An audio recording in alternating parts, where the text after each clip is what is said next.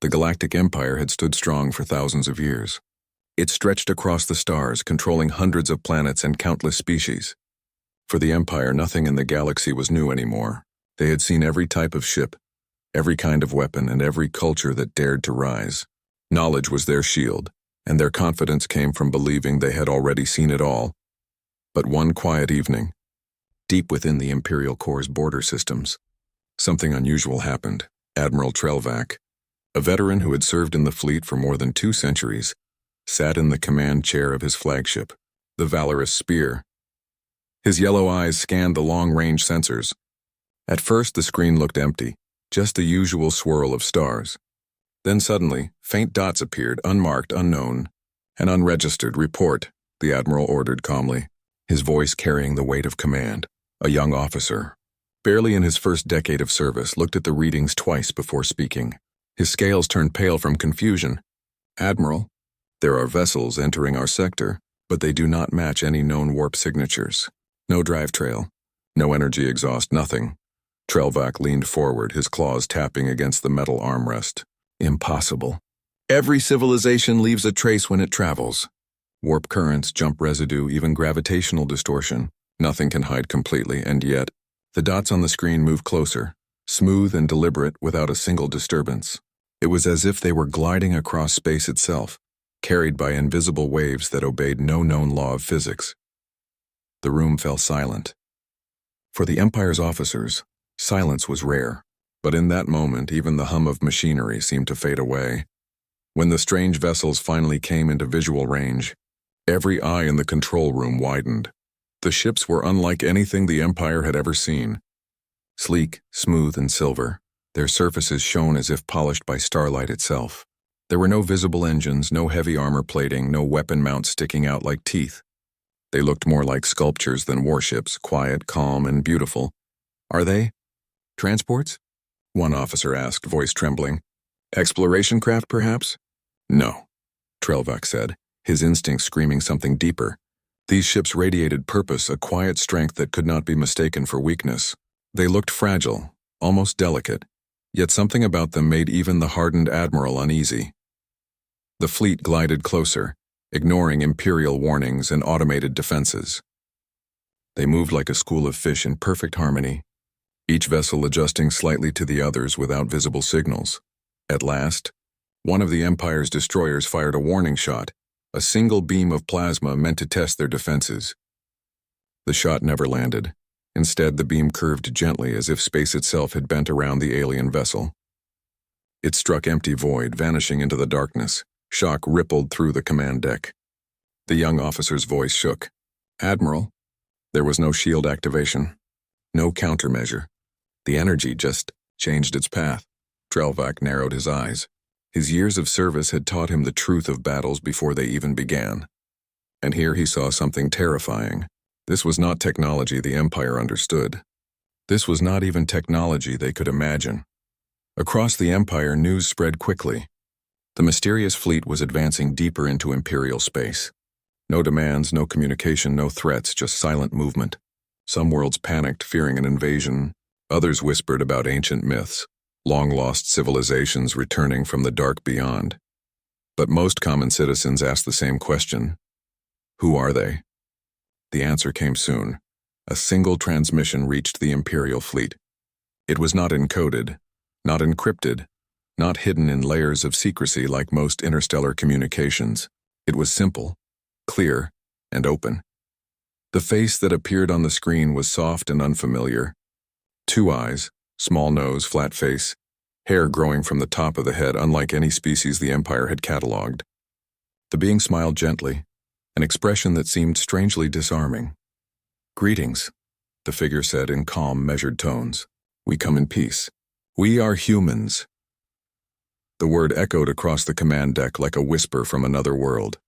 Humans, a name never recorded, never spoken in Imperial archives. Admiral Trelvac kept his voice steady. State your purpose. Why do you trespass in Imperial territory? The human only smiled again as though the Admiral's sharp tone meant little. We have not come to trespass. We are explorers. We wish to meet, to learn, and if possible to be friends. The word friend struck the officers strangely. In galactic politics, species did not arrive unannounced, wielding unimaginable power and ask for friendship. They usually demanded surrender, tribute, or negotiation, but these humans seemed calm, almost gentle. And that perhaps was the most unsettling part. For the Empire, strength was always shown through dominance. A fleet this advanced, capable of bending energy itself, should have been arrogant. Yet here they stood, calm, unarmed, and open. "Do not trust them," whispered one officer to another. "It is a trap. They appear weak, so we will lower our guard." But another officer whispered back, "Then why not attack? Why not conquer us at once? What stops them?" Trelvac said nothing. His golden eyes remained fixed on the human's face on the screen. He could sense something in their calmness, something deeper than simple arrogance or deception. It was a quiet confidence, the kind of assurance that came not from pretending to be strong, but from truly being beyond fear. The human sent coordinates for a meeting point. Against all protocol, the Emperor himself ordered that the invitation be accepted. Perhaps it was curiosity, or perhaps it was the silent fear gnawing at the Empire's heart, fear of the unknown.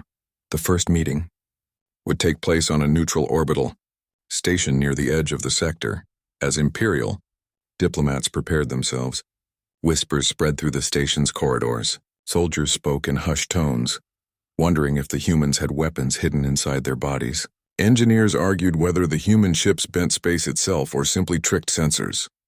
Scientists speculated wildly, some claiming the humans had unlocked dimensions that the Empire could not see. But when the humans finally stepped through the airlock, all theories faded. They looked ordinary, fragile even, thin limbs, soft skin, no natural armor, no claws or scales. They wore simple clothing, not powered suits or advanced armor. Yet as they walked, heads high and eyes steady, every soldier instinctively moved aside. There was no weapon on them, but there was something else, a presence, an aura, a certainty. And that was the moment the Empire realized something it had never faced before. These humans were not just another species. They were something more, something that could not be measured by scanners or explained by data. And as Admiral Trelvac watched them walk into the station, calm and fearless, he whispered words that would be remembered for centuries. "The galaxy has changed tonight." The meeting station floated like a silent guardian above the gray world of Venar Prime. It was neutral ground, used often by the Galactic Empire for diplomacy with smaller civilizations. But never before had it hosted something like this. Never before had it welcomed visitors so mysterious, so beyond understanding. Inside the grand chamber, the atmosphere was tense. The Empire's delegates wore ceremonial armor, their scales polished to gleam under the soft blue lights. Soldiers stood against the walls, hands ready on their energy rifles. Every move was calculated, every step heavy with suspicion. And then the humans entered. They did not march like conquerors or bow like beggars. They simply walked, calm and steady, as if this place belonged to them just as much as it did to the Empire. Their clothing was simple, soft fabrics in neutral colors. No armor, no visible technology, no translators strapped to their heads. Yet, when the first human spoke, their words came out perfectly clear in Imperial standard. "Thank you for receiving us." The voice was calm, smooth, and carried no trace of fear. Murmurs spread across the chamber. The translators whispered to one another. "They are not using our systems. Their voices are directly understandable." Admiral Trelvac, standing near the Emperor's representative, felt a chill run through his body. Are they shaping sound itself, or are they shaping our minds? The human leader, a man named Elias, stepped forward. He was not tall compared to the reptilian forms of the Imperial delegates, but there was something in his presence that made the space around him feel larger. His eyes, sharp yet warm, studied each face without judgment. "We are the people of Earth," Elias said. "We come not to conquer, but to share knowledge and understanding. Our journey has taken us far, and now it has brought us to you." The Empire's representative, Chancellor Vare, tilted his head. His voice was sharp, meant to cut away illusions. "If knowledge is your purpose, why arrive with fleets that defy our science? Why cloak yourselves in mystery?" Elias did not flinch. "We did not mean to alarm. Our ships are simply the tools we use to travel. We do not see them as weapons, though we understand why you might." The Chancellor narrowed his eyes. "You call them tools, yet they bend energy beams like water. You cross space without drives. You stand here without translators, yet we understand you. Do you expect us to believe you are harmless? Elias smiled faintly, not in arrogance but in patience. We do not ask you to believe, only to see. Behind him, another human raised a small object. Soldiers immediately aimed their weapons, but Elias lifted a hand gently and they froze. This is a gift, Elias said. A seed. The object glowed softly in the woman's palm, a small crystalline sphere. She placed it on the table in the center of the chamber. At once it unfolded like a flower, releasing threads of light that wove together into a miniature tree. Its branches shimmered, carrying fruit made of energy and light. Gasps filled the room. Imperial scientists leaned forward, their eyes wide. This is not projection, one whispered. It has mass, and yet it is light. The Chancellor frowned. What is its purpose? The human woman's voice was gentle. It is food. One tree can feed a city for years. It grows in any environment, from the coldest ice to the emptiest desert. We offer this as a symbol of peace. The chamber fell silent again. Even Admiral Trelvac felt his heart shift.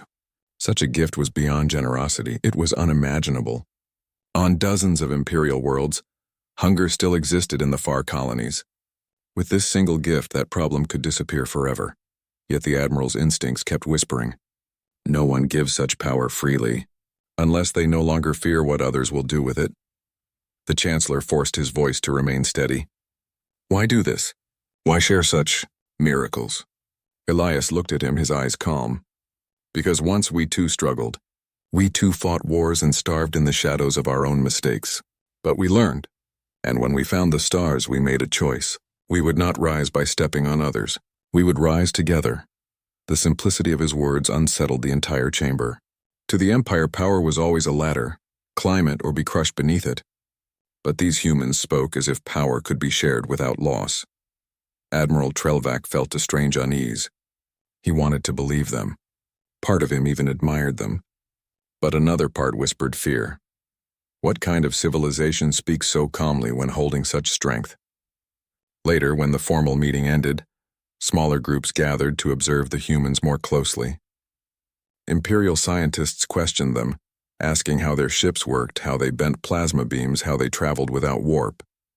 The humans always smiled, but their answers were gentle deflections. It is not important how. It is only important what we choose to do with it. Soldiers tried to test them. They placed heavy objects hoping to see weakness. A human lifted a block of alloy twice his size with a small device that seemed no larger than a bracelet. Another stopped to fall with a wave of her hand using technology too subtle to be seen. But again, the humans never bragged, never threatened. They acted as though such feats were ordinary, not worth boasting about. Admiral Trelvac remained quiet, simply observing. He noticed small things that others ignored. The way humans always moved in harmony with one another, as if they needed no words to understand. The way they never showed signs of exhaustion, even after long hours of discussion. The way their eyes seemed to look deeper, beyond flesh, as if they could see thoughts hidden behind faces. And yet, despite all of this, they laughed. They told small stories about their homeworld, about oceans and forests, about a blue sky and a golden sun. Their voices carried warmth, and for the first time in centuries the station's halls echoed with laughter not born of politics, but of something real. It was disarming. It was terrifying, but not everyone was convinced. In the shadows of the chamber, a group of Imperial officers whispered together. They hide their strength. They smile while carrying secrets. They feed us while planning to enslave us. Do you not see? This is not kindness, it is control. Another officer shook his head. If they wanted control, they would not ask for peace. They would not give gifts. The debate spread quietly, like a fire under dry leaves. The Empire itself was beginning to divide. Some saw humans as a threat. Others saw them as hope. And Admiral Trelvac knew this was only the beginning. That night, as the humans rested in their quarters, Trelvac stood alone at the viewport. Beyond the glass, their fleet hung silently in space. No engine flares, no defensive grids, just quiet shapes against the stars. They looked peaceful. Yet the Admiral's instincts screamed that beneath that peace lay a power greater than anything the Empire had ever known. Unimaginable, he whispered to himself. They are. Unimaginable. And deep within, though he would not admit it aloud, he felt both fear and awe. because the galaxy had just met a species that did not fight for survival, but for something far greater, and the Empire did not yet know whether that was salvation or doom. The Galactic Empire had always believed in strength. Strength built their fleets. Strength shaped their laws. Strength kept their throne secure. For the Empire, peace was nothing more than an agreement born from fear. And so, even after the humans' calm words and their extraordinary gift of the glowing tree, doubt lingered. Some whispered that the humans were saviors. Others insisted they were deceivers, hiding weapons so advanced that no one could yet understand. And whispers in the Empire never stayed quiet for long. Doubt in the Council. The Imperial High Council gathered inside the Hall of Dominion, a vast chamber carved from black stone and lit by golden flames. Hundreds of delegates sat in tears, their scaled faces watching the central floor where arguments flared. One voice roared above the rest. "They must be tested," cried General Vargon, his claws striking against the stone desk. "They walk among us as though they are untouchable. They bend our weapons like air. They twist our science into confusion. If they are harmless, let them prove it." Across the hall, Chancellor Vare raised his hand for calm. "And if they are not harmless?" His tone was measured. "If they reveal that they can destroy us with a single thought, what then, General? Would you still wish to test them?" Murmurs filled the chamber. Fear and pride wrestled inside every heart. The Empire had never bowed to any species. To show weakness now would be unthinkable. At last, Emperor Kathir himself spoke, his voice deep and steady. "Fear is poison. Pride is blindness. We will not surrender to fear, nor will we let pride blind us. If these humans wish for peace, they will not resist a test. And if they are a threat—" His golden eyes hardened. "Then we must know before it is too late." The decision was made. The invitation. The humans were summoned to the proving grounds, a vast arena in orbit above the imperial capital world. To the Empire, it was both a trial and a performance, a place where technology and courage were tested before an audience of millions. Admiral Trelvac, who had observed the humans more closely than anyone, watched as Elias and his companions arrived. They wore no armor, carried no weapons, and walked with the same quiet confidence as before. "You understand," Trelvac said carefully, "that this test is not a request. It is a demand." Elias looked at him with calm eyes. "We understand. And we accept, even if it means danger?" The Admiral pressed. The human's smile was gentle but unshaken. "If truth brings danger, then hiding it only brings more." Trelvac turned away, unsettled once more. These humans spoke as if they already knew the outcome. The demonstration begins. The proving grounds were filled with delegates, soldiers and curious citizens, all eager to see what the humans could do, or what could be done to them. The arena's walls shimmered with energy barriers strong enough to contain a starship's blast. At the center stood a single human vessel, sleek and silent, its silver hull gleaming under artificial lights. Around it, the Empire's demonstration fleet floated, ready to unleash controlled fire. The announcer's voice boomed across the arena. "Today, the visitors shall show the truth of their strength. Let the galaxy witness." The first test began simply. A single plasma cannon fired, its green beam roaring through the void. The crowd leaned forward, many expecting the human ship to shatter in flames. But the beam bent. It curved gracefully like a river flowing around a stone, and vanished into space without leaving a mark. No explosion. No shield flare, nothing. Gasps filled the chamber. Escalation. "Again," barked General Vargon. This time, 3 cannons fired together, crossing beams of destructive energy. Once more, the plasma swirled away like harmless smoke in the wind. The general snarled, his pride burning hotter than reason. "Increase power to maximum." "I want no tricks." Dozens of cannons lit up, firing in perfect unison. The arena shook with light, a storm of destruction crashing down upon the small vessel. For several long moments, the human ship was buried in the glow of endless fire. When the light faded, it still stood, untouched, silent, perfect. The crowd erupted into chaos. Some shouted in awe, others hissed in fear. "This is sorcery," cried one delegate. "No," whispered a scientist, trembling. "This is control. They are not blocking the energy. They are rewriting the path it takes. The final challenge, the Emperor raised his hand, silencing the uproar, his gaze fixed on Elias, who watched calmly from the observation deck. "You have proven your ship can withstand our weapons," the Emperor said. "But what of you? Can your people endure as well?" Without hesitation, Elias stepped forward into the arena floor. His human companions followed. They stood beneath the energy barrier, small figures in a vast space, facing weapons that could turn mountains to dust. "Fire," ordered the Emperor. A single beam lanced downward. The crowd held its breath, and then, just as before, the energy bent. It curved around Elias and his people like a stream flowing around stones. Not a hair on their heads was touched. The soldiers operating the weapons grew pale. They fired again, faster with desperation. Each shot curved away harmlessly, as if the humans carried with them a quiet command. Not here. Not now. At last, silence fell. The humans stood unharmed, their calm presence more terrifying than any weapon could be. Reactions, Admiral Trelvak's throat felt dry. He had seen battles where entire fleets were reduced to debris. He had seen weapons burn entire landscapes to ash. And yet here stood beings who needed none of it. Beings who did not even raise a hand, yet turned destruction aside as if it were nothing more than rain on glass. The crowd's emotions swirled like a storm. Awe, terror, admiration, suspicion. Some cried out, "They are gods." Others spat, "They are liars." They hide their true weapons, but beneath it all, a single truth pulsed through every mind. The humans were beyond understanding. The quiet aftermath.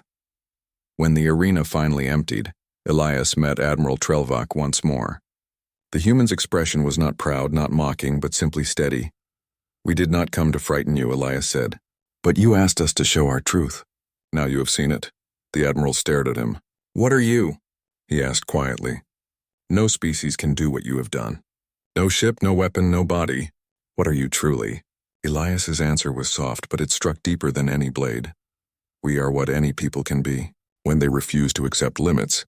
Trelvak said nothing more, but inside his heart trembled. For the first time in his long life, he felt the weight of something greater than the Empire. The whisper, across the stars, word of the trial spread faster than light itself. On distant colonies, children played at being humans, pretending to walk unharmed through fire. On industrial worlds, engineers argued whether the visitors bent reality or simply knew truths that others had forgotten. And in the dark halls of military command, fear grew like a shadow. "If they wished," said General Vargon, "they could unmake us all. They smile today, but what of tomorrow?" But others whispered differently. If they wished to rule, they already could. Yet they choose not to. Why? The galaxy was no longer united in certainty. The humans had shattered it not with violence, but with the unimaginable. The Admiral's reflection that night. Admiral Trelvak stood again at the viewport, watching the human fleet drift silently among the stars. He remembered their calm smiles, their quiet strength, their refusal to harm even when attacked. He thought of their words, "We rise together."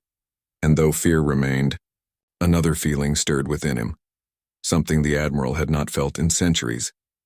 Hope. For perhaps, just perhaps, these humans were not a threat at all. Perhaps they were a mirror, showing the galaxy what it could become. The Admiral closed his eyes and whispered to himself, "Unimaginable.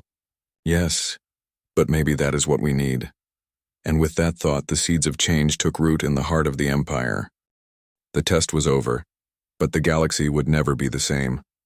For thousands of years, the Galactic Empire had stood as the center of order. Its power was unmatched, its fleets unstoppable, its laws unquestioned.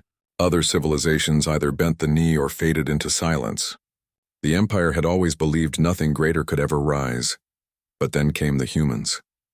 They had walked unharmed through fire. They had bent the Empire's strongest weapons without even raising a hand. And now across the stars, their names spread like lightning, whispered in markets, sung by children, debated in the halls of scholars. And with their name came two emotions, fear and wonder. Voices of the people on the desert world of Calveth. Traders gathered in the dust-filled marketplace, their voices sharp and restless. "They are demons," one hissed. "No one bends plasma, no one. They are hiding weapons in their very blood." But another shook his head, his tone almost reverent. Did you not see? They stood in the storm and did not strike back. If they wished to rule us, they would have done it already. Children nearby laughed and ran through the stalls pretending to be humans. They shouted, "You cannot touch me," as they dodged imaginary beams of fire. Their parents watched with unease, unsure whether to smile or to fear. On the lush world of Drevelis, deep in its shining universities, scholars debated endlessly. "They are rewriting physics," argued one, her wings quivering with excitement. "What we call impossible, they call simple. Perhaps they see reality in ways we cannot." "Nonsense," another snapped. "There is no rewriting physics.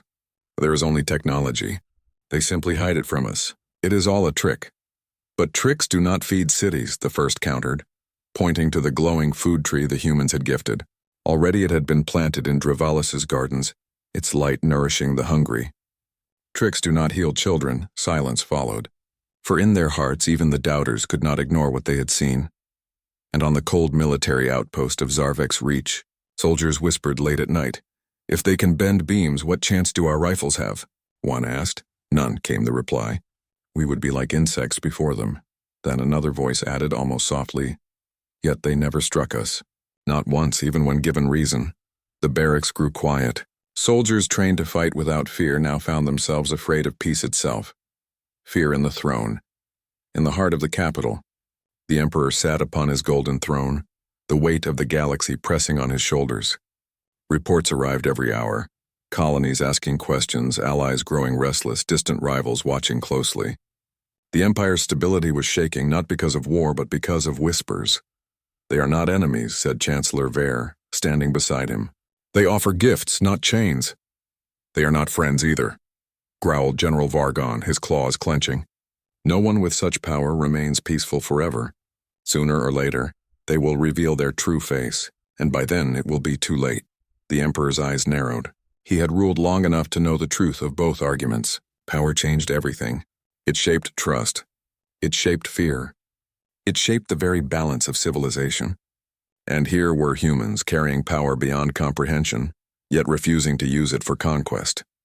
It was a paradox, and paradoxes were dangerous. "Keep them close," the emperor ordered at last. "Close enough to watch, close enough to understand. For if we cannot control them, perhaps we can learn from them." The seeds of all but not all voices spoke in fear. On many worlds, humans began to be seen not as monsters but as something else entirely. On the mining colonies of the frozen moons, human technology restored failing life support systems with ease. Machines that had once groaned and sputtered now hummed quietly, powered by energy cells so efficient that miners could not believe their eyes. "They gave this freely," one miner whispered as the warm air returned to his family's home. "The Empire taxed us for generations, yet the humans asked for nothing." On the war-torn fields of Vaynar's outer rim, where battles had scarred the soil, human medics walked among the injured. They carried small devices that closed wounds in seconds, that healed broken bones with a touch of light. Children reached out to them with wide eyes, calling them angels. Mothers wept openly, clutching their healed sons and daughters. And still, the humans asked for nothing in return. The division widens, but the more wonder grew, the more fear sharpened in other corners. In secret chambers, Imperial generals gathered. Holograms of human ships floated above their war tables, glowing silver and blue. "They are invincible," one said bitterly. "We cannot fight them." "Then we must find a way," another growled. No empire endures by kneeling. Plans began to form in whispers. Perhaps there were weaknesses yet unseen. Perhaps the humans had enemies elsewhere in the stars. Perhaps their power was not endless. The generals knew they could not move openly, not yet. But in the shadows, seeds of resistance were already being planted. The Admiral's struggle, Admiral Trelvac, walked the halls of the station in silence, his mind torn. He had seen the humans' strength with his own eyes. He had felt their calmness, their patience. He had heard Elias speak of rising together, of sharing power instead of hoarding it. And part of him longed to believe, but the Admiral was no child. He had fought wars, seen betrayal, watched civilizations promise peace only to sharpen their blades in the dark. Trust was fragile and fear was strong. He remembered the look in the human's eyes, deep, calm, unshaken. Were they eyes of true peace, or eyes of a predator that never needed to bare its teeth? The question haunted him. A quiet conversation. One evening, unable to rest, Trelvac found himself near the observation deck. There, as though waiting for him, stood Elias, gazing at the stars. "You doubt us?" Elias said quietly without turning. Trelvac stiffened. "Any leader would." "Of course," Elias agreed softly. "Doubt is natural. Fear is natural. But fear does not have to rule." The Admiral's voice was sharp. "Then tell me, human, why should we not fear you? You walk unharmed through fire. You turn aside our strongest weapons. You feed our people as if it costs you nothing. No one is that generous. No one." Elias finally turned, his eyes steady. "Because once, long ago, we feared each other too. We built weapons that could shatter our world. We fought until there was almost nothing left. And then, we chose a different path. We learned that true strength is not in conquering but in lifting others higher. We do not give because we want control. We give because we remember what it is like to have nothing." The words struck Trelvac harder than any weapon, for in them he heard something rare. Truth spoken without pride, without disguise. And still the Admiral could not answer. Fear and wonder intertwined as days turned to weeks. The galaxy's feelings toward humans only deepened. On one world, poets wrote songs praising them as bringers of light. On another, soldiers drilled harder than ever, preparing for a war they feared would come.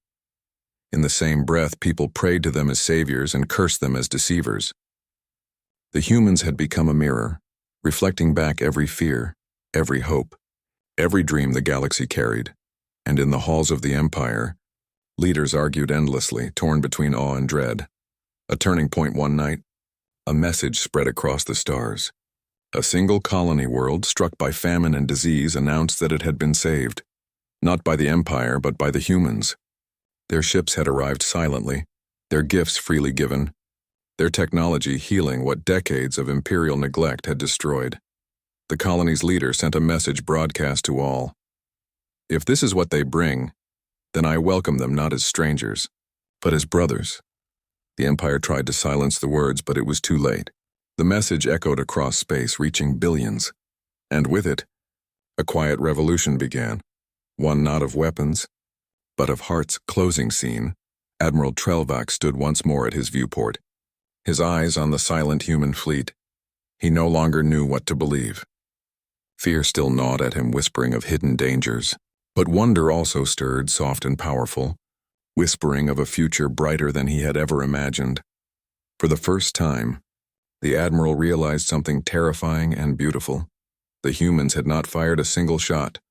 They had not conquered a single world, and yet, they had already begun to change the galaxy. Fear and wonder bound together, spreading like light across the stars. The galaxy was restless. Weeks had passed since the humans' demonstration in the proving grounds, and still the echoes of that day rippled through the stars. Every world of the Empire spoke of them, some with awe, some with fear, and some with quiet hope. But within the Imperial Palace, the debate reached its breaking point. The Emperor could not ignore the whispers any longer. His throne was built on certainty, but certainty had shattered the moment the humans arrived. And so he summoned them, not as guests, not as challengers, but as truth-bearers. The time had come for answers. The summons Elias and his companions were led through the vast golden halls of the palace. Imperial guards lined the way, their armor shining, their weapons ready. Yet despite the show of power, the humans walked calmly, as though they had no fear of what awaited them. Admiral Trelvac accompanied them. His steps were heavy with tension. He had argued against this meeting, fearing that cornering the humans might bring consequences no one could predict. But the Emperor's word was law. At last, the group entered the throne hall. It was a place built to inspire awe, pillars of black stone reaching high above, golden fire casting shadows across the polished floor. At the center sat Emperor Kathir, his scaled form wrapped in flowing robes of crimson and silver. His eyes, sharp and golden, studied the humans with quiet intensity. For a long moment, silence filled the hall. Then the Emperor spoke. "You walk in my empire carrying power that bends the laws of the stars. You stand unharmed where no one should stand.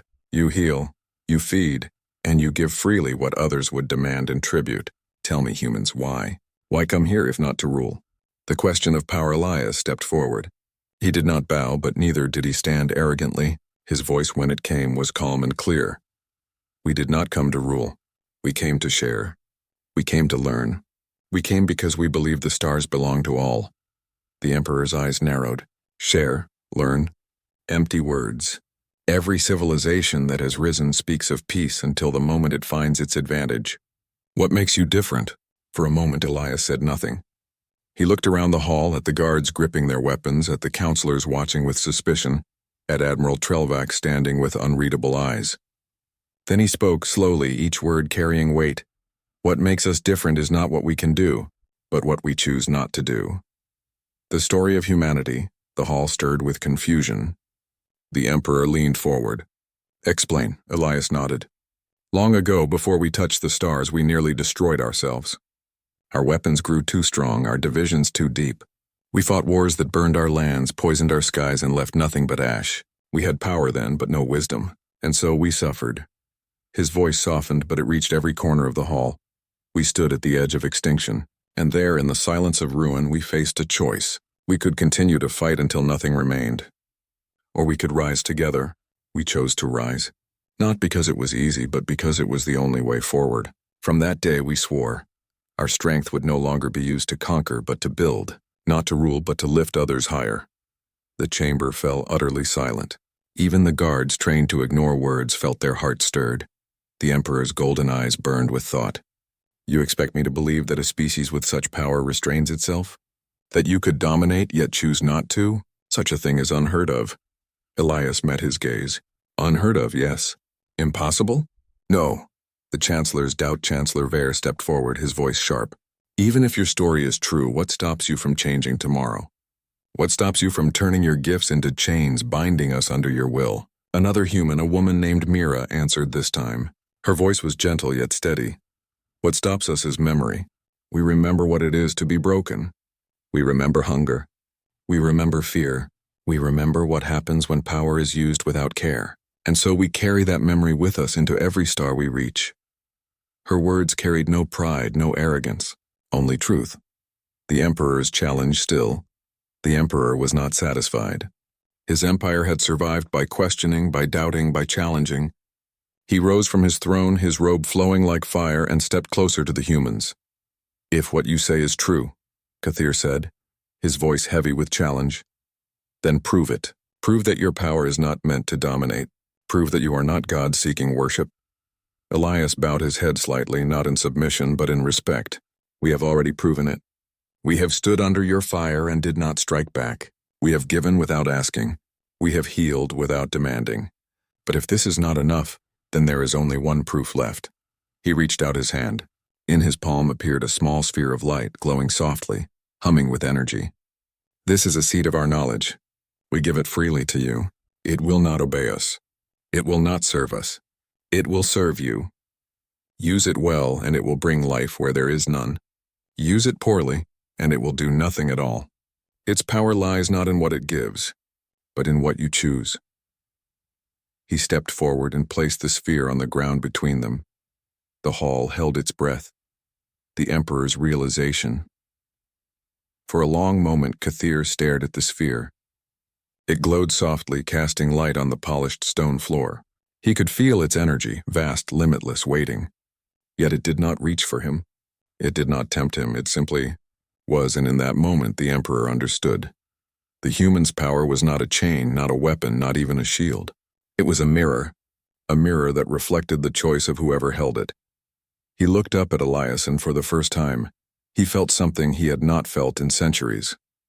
Not fear, not suspicion, but respect. You could have ruled, Kathir said softly, and yet you chose not to. Elias nodded. Because ruling others is easy, helping them rise is harder, and harder paths are the ones worth walking. A bow of respect. The hall was silent. Then slowly the Emperor did something that shook every soul present. He lowered his head, not in defeat but in respect. The counselors gasped. The guards stiffened. Never in living memory had Emperor Kathir bowed to anyone.